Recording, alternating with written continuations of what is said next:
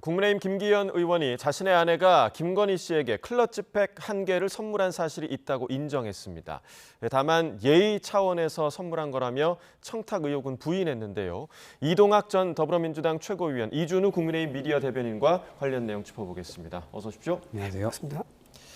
자, 오선에 국민의힘 김기현 의원 측 김건희 씨에게 고가의 가방을 건넨 정황을 특검이 지금 파악을 했는데, 자, 일단 오늘 김기현 의원도 이 사실을 인정을 하긴 했습니다. 다만 예의 차원의 클러치백 선물이었다. 이 해명에 대해서는 좀 어떻게 들으셨습니까? 아니, 저는 제가 볼 때 저분들은 지금 법도 없는 것 같습니다. 그러니까 이게 뇌물이나 청탁이 어찌 보면 이게 선이 그어져 있는 게 아니거든요. 예, 근데 예. 그렇게 오해받을 만한 충분한 이 모습으로 보이잖아요. 그러면 사실 그런 일들을 안 하는 게 맞거든요.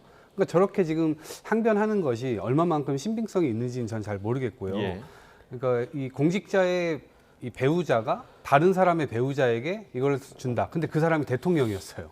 그러니까 이거는 뭐 경제 공동체 혹은 정치 공동체 내에서 이게 나름대로 다른 방식으로 쓰이는 방법인 거예요. 여태까지 예. 그렇게 해왔습니다. 예. 그렇기 때문에 우리가 김영란법도 만들고 뇌물죄, 청탁죄 이런 것들 다 만들어 놓은 겁니다. 그리고 보세요. 한번 시간을 돌려보면 윤석열 전 대통령이 대통령 되고 난 다음에 당원과 국민들에 의해서 뽑혔던 이준석 대표를 몰아냈습니다. 그렇게 계속 비대위원장을 세우다가 김기현 대표는 사실상 거의 꼴찌였어요. 예. 꼴찌 후보였습니다. 이제 그런 과정에서 도대체 어떻게 됐겠느냐 이런 것들이 다 영향이 있었던 거 아니냐라고 하는 당연히 의혹이 있을 수밖에 없었던 것이고 예. 대통령의 의중이라는 얘기가 당시에도 많았지만 이번 건으로 김건희 여사의 의중이었구나라는 것이 만방에 드러난 것이 아닌가 싶습니다. 자, 일단은 준 사람도 지금 인정했고요. 받은 사람도 인정을 했습니다. 그런데 이게 도대체 어떤 의미의 선물이었느냐가 문제일 텐데, 지금 청탁은 없었다, 뭐 이런 주장을 하고 있고, 그런데 지금 조금 전에 이 전 최고께서 얘기를 하신 대로 그 당시에 김기현 당시 당대표 후보는 지지율 자체가 좀 높지 않았던 그런 상황이었거든요. 그래서 그거를 그러면 친윤 쪽에서 전폭적으로 지지를 한 이유가 어디에 있었겠냐. 당연히 좀 의혹이 있을 수밖에 없을 것 같아요. 그때 당시 이제 전당대회가 2023년 3월입니다. 예. 3월 전당대회였었고요. 시점을 언제로 두냐에 따라서 그때 김기현 당시 후보의 지지율이 밑에 있었느냐 위에 있었느냐 좀 다를 것 같아요. 근데 그보다 2달 정도 앞선 2023년 1월 정도에 나온 여론조사가 있습니다. YTN 의뢰하고 엠브레인 퍼블릭이 1월 21일부터 23일까지 전국의 18세 이상 2,200명을 대상으로 조사한 자료인데 예. 이때서는 국민의힘 지지자 중에서 김기현 대표의 지지율이 1등입니다. 25.4%였고요. 그 다음이 안철수 후보 22.3, 그 다음 나경원 후보였었어요. 예. 그리고 또 나중에 가면은 좀 그 비슷한 시기에는 또 나경원 의원이 1위고요. 김기현 의원이 2위, 3등이 유승민, 4등이 또 안철수였습니다. 예. 이런 식으로 김기현 당시 후보가 전당대회 당대표 후보가 1, 2위로 상위권에서 머물고 있던 것도 사실입니다. 그렇기 때문에 뭐 맨 끝에 있던 저 바닥에 있는 후보가 뭐 윤석열 전 대통령의 도움을 받아가지고 당 대표 됐다라고 그렇게 막무가내로 주장한 것은 데이터하고 맞지 않다라고 좀 말씀을 드리고요. 또 하나 가장 중요한 것은 가방을 이제 준 거는 사실이라고 양쪽에서 인정하고 있지 않습니까? 청탁이 전혀 없었다 그러면 이거는 무슨 문제가 됩니까? 예의상 그냥 내가 아내로서 당 대표를 잘 이제 적극 지지하고 응원해가지고 총선 승리를 잘 이끌도록 하겠다. 대통령의 국정 운영을 잘 보좌하도록 남편을 옆에서 열심히 돕겠다라고 한 것은 예의상 할 수 있는 얘기죠. 예. 그리고 또 하나 마지막으로 말씀드리고 싶은 것은 공교롭게도 이거를 이제 언론에 알려진, 제가 보기엔 이거 특검에서 언론에 흘린 것 같은데요. 언론에 흘린 시점이 아주 공교롭다는 겁니다. 이재명 대통령이 특검의 활동 기간을 연장을 제거했습니다. 예. 그게 불과 며칠 전이죠. 예, 예. 그러다 보니까 지금 특검의 활동 기간 연장에 대해서 정치 보복을 연장한 거 아니냐라는 그런 또 비판이 나오고 있는 거예요. 그러다 보니까 그런 비판에 대한 물타기를 하기 위한 용도로 김기현 이제 전 당대표의 가방 얘기를 들고 나와서 특검에 대한 활동 연장 비판을 이틀만 하려는 거 아니겠느냐. 그런 정치적 목적도 상당히 의심된다는 말씀드릴 수 있습니다. 네, 결국 특검으로서는 이게 청탁이었다라는 것을 입증할 만한 확실한 증거를 확보하는 게 가장 중요한 부분일 것 같고, 지금 조금 전에 저희가 그래픽으로 좀 보셨습니다만 김기현 의원은 지금 특검이 이 부분을 조금 전에 이제 이준우 대변인께서는 흘렸다라고 얘기를 하셨지만, 이 부분을 흘린 것에 대해서 지금 민중기 특검의 주식 투자 그 사기 의혹으로 인해서 이런 궁지에 몰리자 언론 플레이를 하는 거다라고 지금 주장을 하고 있는데 이 주장에 대해서는 좀 어떻게 생각하세요? 이거는 뭐 애초부터 본인들의 어떤 실정을 덮기 위해서 메신저를 그냥 공격하는 것이다라고 예. 생각을 하고요. 이게 걸릴 때까지는 오리발을 내비는 것 같습니다. 지금 윤석열, 김건희, 한덕수, 뭐 지금 권성동 이분들은 실제로 걸려도 끝까지 우깁니다. 안 했다고 우겨요. 예. 증거가 나왔는데 이번 사건도 보세요. 이미 그 클러치 백과 함께 메모가 나왔다는 거 아닙니까? 전당대회 도와주셔서 예. 고맙습니다라고 메모가 나왔다는 거 아닙니까? 좀 이례적으로 바로 인정을 했거든요. 그렇습니다. 이번에. 예. 그 메모가 나왔기 때문에 이거를 당연히 어떤 사람이건 간에 이거는 뭐 초등학생한테 가서 해석을 하라 그래도 당연히 해석을 하겠습니다. 예. 그리고 과거에 보면 나경원 의원은 당시에 뭐 유엔 대사를 맡고 있었고 또 저출산 고령사회위원회의 핵심적인 역할을 하고 있었잖아요. 근데 당 대표를 나온다고 하니까 윤석열 전 대통령이 그때 당시 대통령일 때 나경원 의원을 다 그냥 해임해 버렸잖아요. 예. 그러면서 사실상 내 뜻은 너가 아니야라고 하는 거를 은연중에 드러낸 것이고 안철수 의원은 이 대통령실에 높은 사람이 와가지고 안철수 의원에게 뭐라고 했습니까? 아무 말도 하지 않으면 아무 일도 일어나지 않는다. 그러니까 실제로 그 뒤로 안철수 의원이 사실상 대통령실의 어떤 비판조나 이런 것들이 다 누그러졌단 말이에요. 그런 과정에서 결국 이 김기현 이 대표를 처음부터 상정하고 있었던 게 아니냐라고 하는 이제 이 생각이 들 수밖에 없고 당시에 또 김장년대 그래서 여러 가지 측면에서 대통령실의 지원이 있었는데 그 이면에는 결국 김건희 여사의 입심이 다 작용했던 거 아니냐 이런 정황이 구체적으로 지금 나오고 있는 거예요. 예. 저는 이제 민주주의 특검이 사실상 굉장히 코너에 좀 몰려있다 생각합니다. 다른 특검, 3특검이 있지 않습니까? 예.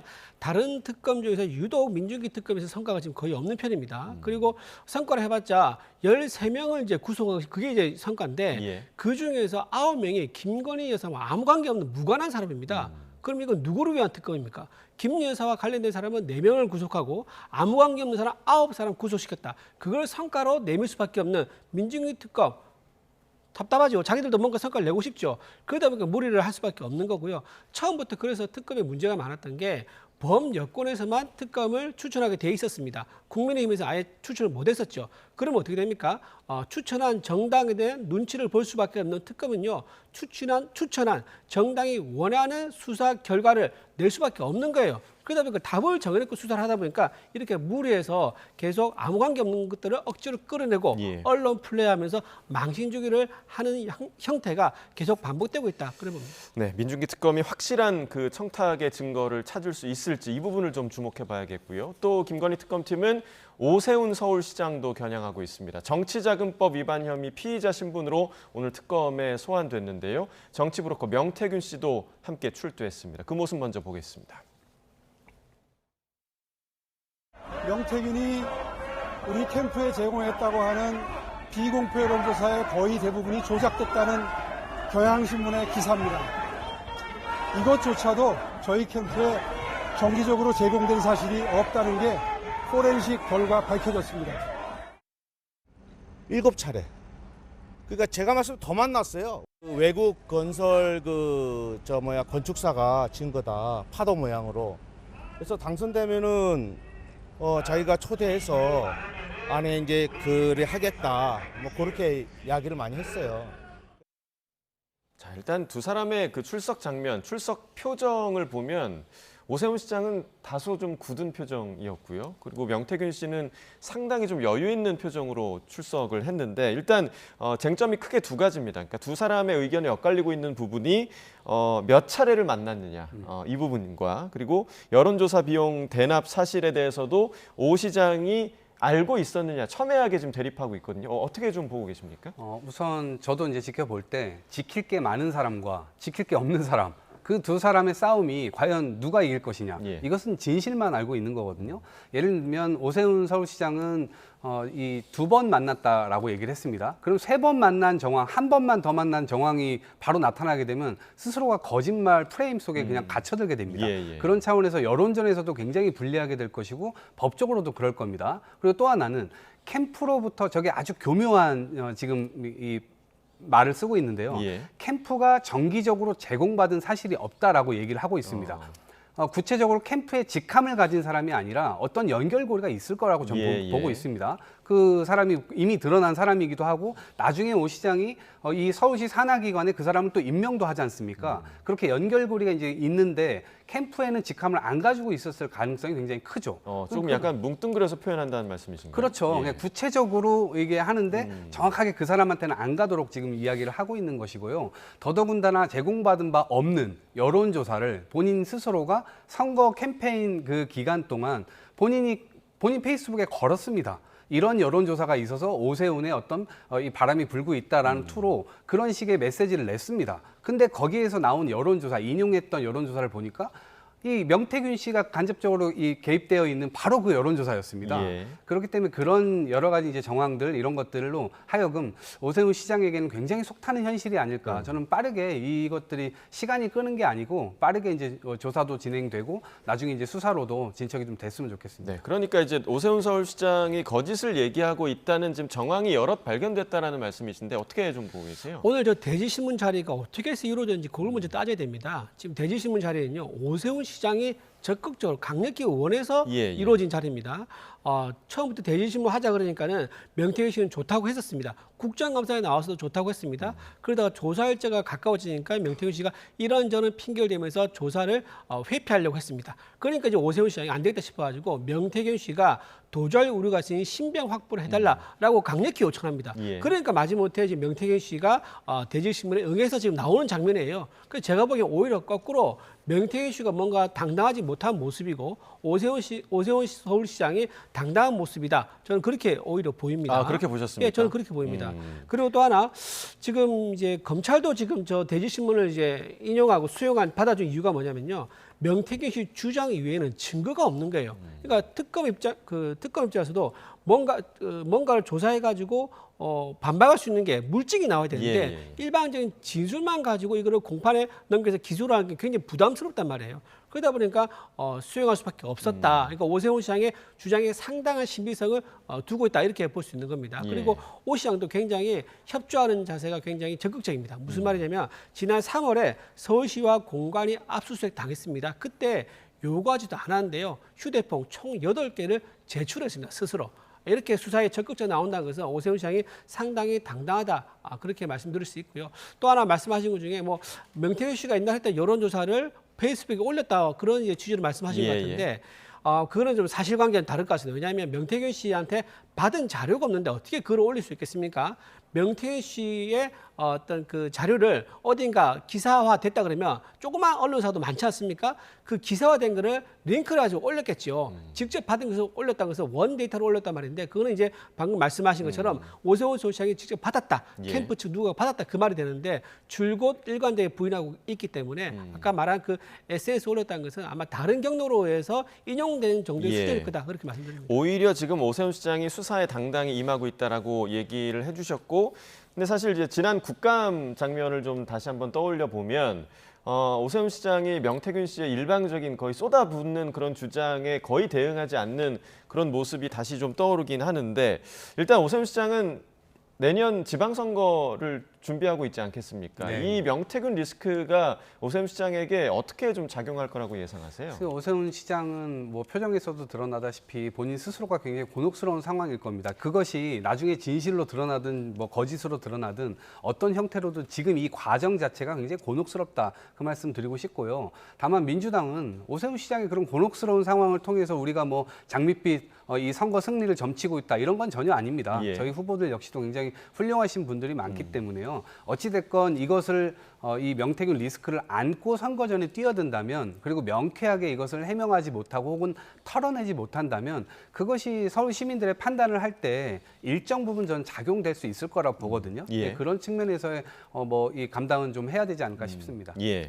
자, 그리고 이제 저희 대장동 사건 이야기를 좀 해보도록 하겠습니다. 지난주에 1심 선고가 나왔는데 민간업자 5명이 모두 실형을 선고받고 법정 구속됐습니다. 그리고 모두 한 판결에 불복해서 항소를 했는데 정작 검찰이 항소를 포기했습니다. 그러니까 수사팀에서는 이 부분에 대해서 윗선에서 항소를 못하게 했다. 지금 이렇게 반발하고 있는 상황인데 상당히 좀 파장이 커지는 것 같은데요. 그렇죠. 그 윗선이 누구인지 꼭 밝혀서요. 윗선은 제가 보기엔 탄핵감이다라고 생각합니다.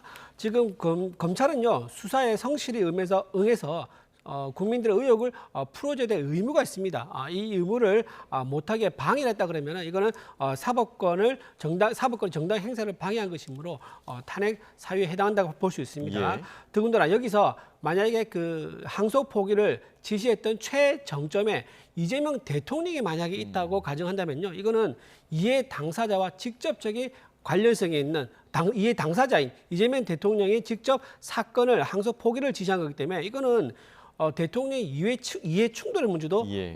거론될 수 있는 겁니다. 그래서 이 사안은 굉장히 크다. 그리고 이재명 대통령뿐만 아니라 정성호 법무부 장관, 노만석 검찰총장까지 전부 다 이 사안이 전부 다 이 사건을 항소 포기를 직접적으로 지시한 연결된 그 상황이 만들어진다면, 상황이 확인되다 그러면 이 3명 전부 다 탄핵 사유에 해당할 수 있다고 말씀을 드리고, 또 이재명 대통령이 이렇게 얘기했습니다. 국민의 이름을 빌려가지고 항소 포기하라고 공개적인 지시를 같은 것을 했거든요.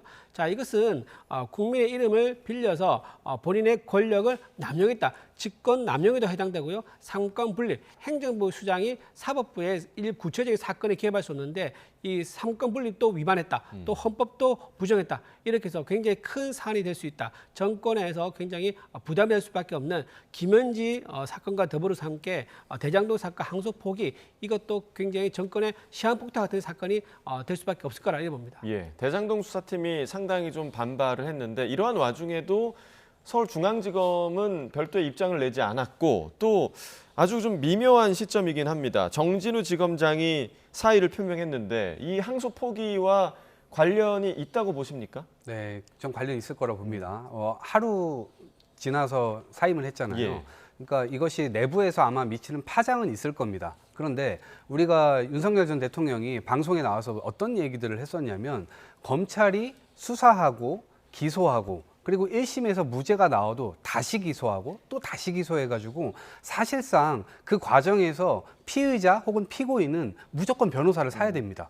그러면 검찰 출신 변호사 또 사야 되고 고액으로 사야 되고 나중엔 판사 출신 변호사 사야 되고 이런 식으로 해가지고 사실상 나중에 최종적으로 무죄가 나온다 하더라도 그 사람은 패가 망신돼 있는 겁니다. 그러니까 이것이 검찰권이 남용되어 가지고 사실상 일부 국민들이 이런 고통 속에 놓여 있기도 하는데, 2, 3주 전에 이재명 대통령께서 그런 말씀을 하셨죠. 검찰권이 남용되지 않도록 해야 된다. 예. 그래서 이게 항소나 기소 이런 부분들에 있어서도 마찬가지입니다. 형량이 검찰이 구형을 내렸는데 그거에 3분의 1 이하로 만약에 재판부에서 나왔다. 그러면 이 법원의 판결을 검찰에서는 받아들일 수 없을 거 아닙니까? 그럴 경우에 항소를 한다는 내부 규정이 있습니다. 그런데 이거는요, 절반 이상도 나왔고요. 오히려 검찰이 구형한 것보다 법원에서 더 많은 형량을 때렸단 말이에요. 그럼 검찰이 도대체 왜 항소를 해야 되죠? 어차피 근데 피고인들이 또 항소를 합니다. 본인들은 검찰에서 때린 것보다 본인들 훨씬 예. 더 많이 나왔으니까요.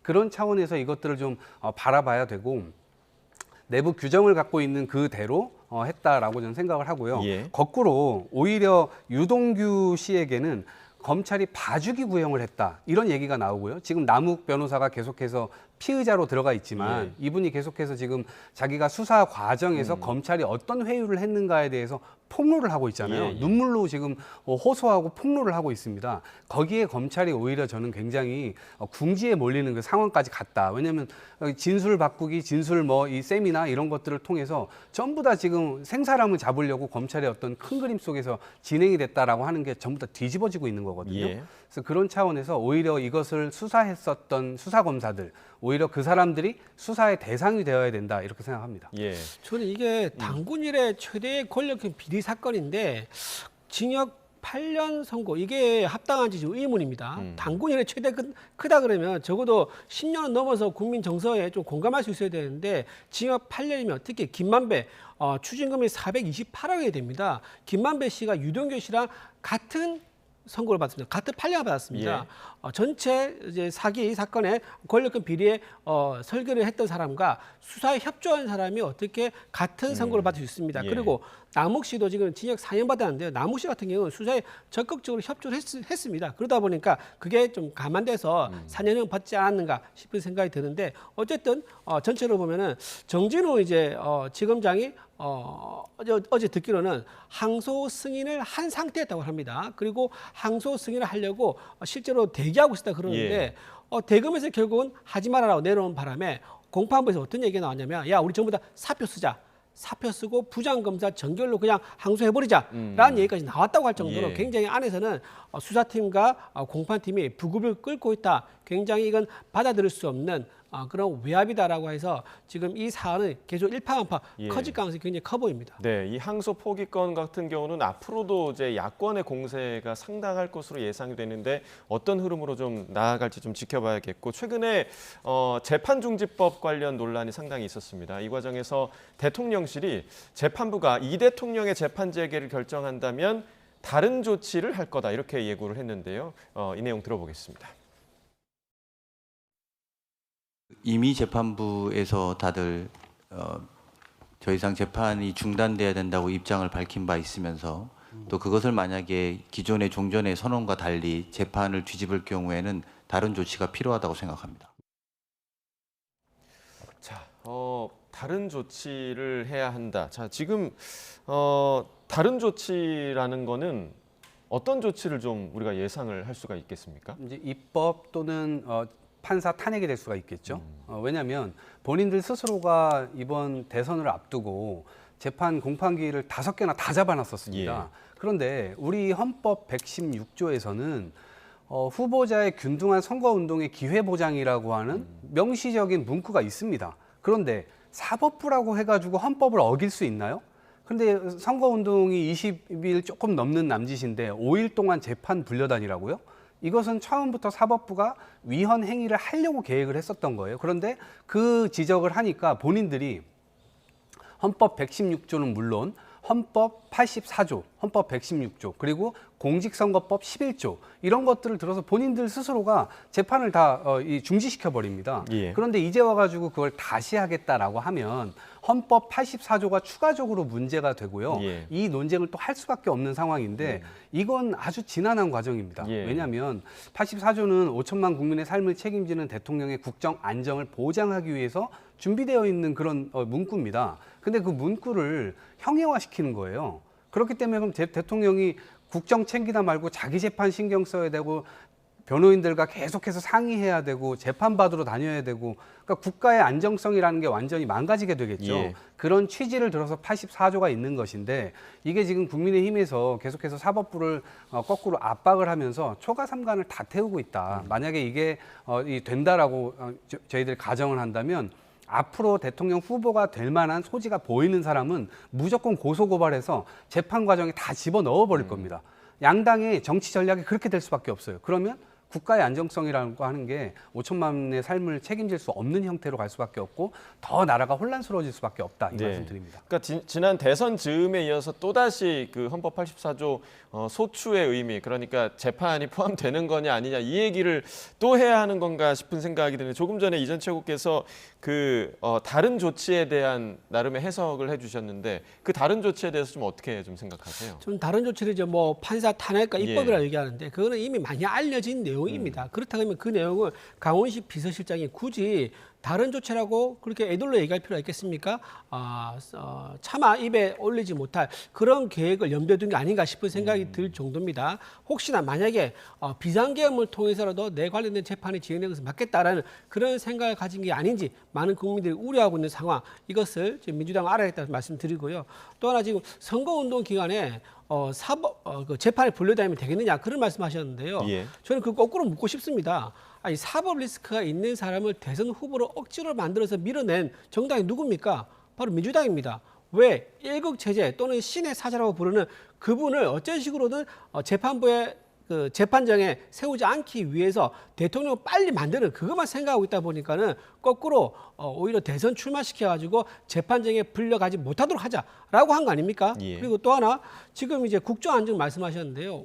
지금 이재명 대통령의 사법 리스크가 있기 때문에 사법 리스크가 있는 대통령이 이게 국정 최고 책임자가 되다 보니까 국정이 불안한 상황이 이거 원천적으로 해결될 수가 없는 겁니다. 국정 안정 말씀하셨는데 국정 안정 얘기하시려면요 사법 리스크 없는 분을 대통령에 추천했으면 아무 문제가 없을 겁니다.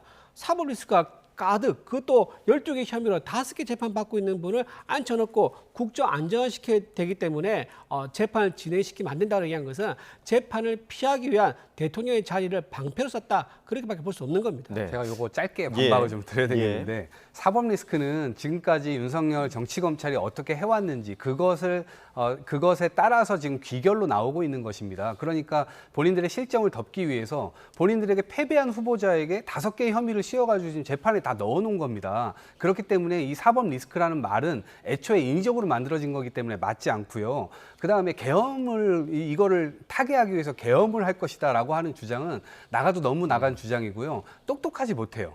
왜 계엄이라는 말을 국민의힘이 계속해서 쓰면 본인들 스스로가 굉장히 불리한 프레임 안으로 계속 들어가는 거거든요. 다시 소환된다는 말씀이시죠? 그렇죠. 제가 이 시청자 여러분들께 여러분 코끼리는 생각하지 마세요라고 생각하면 코끼리가 머릿속에 떠오르실 겁니다. 예. 근데 저는 생각하지 마세요라고 말했는데 다 떠오르는 겁니다. 계엄을 갖다가 얘기를 하면 이재명 대통령이 할 것이다라고 얘기를 하면 계엄하면 누가 떠오릅니까? 윤석열이 떠오르고 그거를 옹호하고 있는 국민의힘이 떠오르기 때문에 오히려 이건 똑똑하지 못한 공격 같아요. 예. 다른 공격을 좀 찾아보시면 어떨까 싶습니다. 예, 자, 저도 반박 안 할 수 없는데요. 윤석열 대통령이 뭐 지금 전 최고의 친구도 아니지 않습니까? 윤석열 이렇게 뒤에 호칭을 생략하고 방송 중에 얘기한 건 적절히 않다 말씀드리고요. 강훈식 비서실장이 본인이 직접 그렇게 얘기한 거 아닙니까? 강훈식 비서실장이 입법이나 탄핵으로 다른 조치가 따르고 말을 구체적으로 하면 된다. 말을 안 했어요. 그러면 숨겨져 있는 그 뜻은 뭡니까? 계엄 말고는 다른 방법을 생각할 수 없으니까 당연히 계엄이라는 말이 나올 수밖에 없었다고 말씀드리고요. 지금 이재명 대통령이 갖고 있는 사법 리스크가 어느 정도 심각하느냐. 대장동 판결문에 이재명 대통령 이름이 400번 정도 나옵니다. 그러면 그 판결문의 주인공이 누굽니까? 이재명 대통령이라고 생각할 수밖에 없는 거 아닙니까? 또 불법 대북 송금 사건 여기에 이재명 대통령 이름이 몇 번 나옵니까? 104번 나옵니다. 이렇게 주요한 판결문에 이재명 대통령 이름이 수백 번 나온다는 거. 이게 무엇을 의미합니까? 이 사법 리스크가 잠깐은 멈출 수 있지만 영원히 멈출 수 없다. 결국은 그 죄가를 칠 수밖에 없는 상황이 반드시 올 것이다. 그런 생각합니다. 예, 자 이제 여론조사 결과로 좀 넘어가 보도록 하겠습니다. 어제 갤럽 여론조사 결과가 발표됐는데 이재명 대통령의 국정 지지율 여론조사가 63%, 그러니까 지금 60%대를 회복을 했습니다. 아무래도 에이펙 정상회의 효과가 있었던 거겠죠? 네, 네. 아무래도 외교 안보 관련돼서 실제로 미국과 어떤 정상회담을 통해서 좋은 성과, 그러니까 뭐 이게 좋은 성과라고 자화자찬하기에는 어쨌든 우리가 좀 뜯기는 그런 처음부터 그런 구조였기 예, 때문에 그런 한계점은 있습니다만 생각보다 어쨌든 잘 선방을 하면서 이재명 대통령의 어떤 이 협상 기질 이런 것들에 대해서 다시 좀 쳐다볼 수 있었던 것 같고요. 특히나 에이펙에서 여러 가지 성과들이 또 있었잖아요. 예. GPU 뭐 이 확보한 거라든가 여러 기업들의 어떤 여러 가지 투자를 이끌어낸 점이라든가 그러니까 종합적으로 아마 그런 점들이 판단이 된 것 같고요. 그리고 어쨌든 지금 그것들이 지금 코스피에 계속 반영이 돼서 어쨌든 경제 안정화나 이런 것들이 약간 국가가 정상화되고 있다. 그리고 그 과정에서 대통령과 대통령실의 참모들이 굉장히 이 남모르는 노력들을 하고 있구나. 예. 이런 것들을 좀 국민들께서 인식해주고 계신 게 아닌가. 저는 그런 성과가 아닌가 싶습니다. 예, 그런데 이제 이 에이펙 정상회의 이후로 특히나 이제 한미 관세 협상이 타결된 이후로 그렇다면 관세 협상의 내용을 담은 팩트시트가 언제 발표될 것인가? 사실 대통령실에서는 이번 주 내에는 발표할 거다라고 얘기를 했는데 지금 뭐 벌써 토요일이거든요. 그렇죠. 원래 이제 팩트 시트가 나온 것을 전제로 해가지고 총수들하고 만남이 원래 예정돼 있었습니다. 그런데 팩트 시트가 지연되면서 총수들과의 만남도 지금 언제 될지 모르지만 어쨌든 취소되면서 연기가 됐습니다. 팩트 시트가 지금 제 시간에 못 나오고 있다는 게 무슨 말이냐?